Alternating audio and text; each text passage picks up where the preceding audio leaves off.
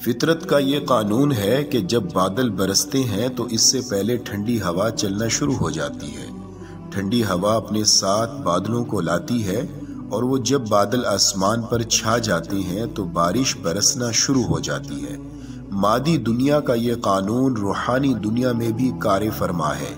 रमज़ान मुबारक के महीने में जब अल्लाह रब्बुल इज़्ज़त की रहमतों की बारिश बरसनी होती है तो इससे पहले रजब के महीने में रहमतों की ठंडी हवाएं चलना शुरू हो जाती हैं और शाबान मुअज़्ज़म में रहमतों के बादल छा जाते हैं और रमज़ान मुबारक में वो बादल बरसना शुरू कर देते हैं। इस तरह जब दरख्तों पर फल लगते हैं तो वो अचानक नमूदार नहीं होते, बल्कि ये तदरीजी मराहिल के बाद हमारे हाथों में आते हैं।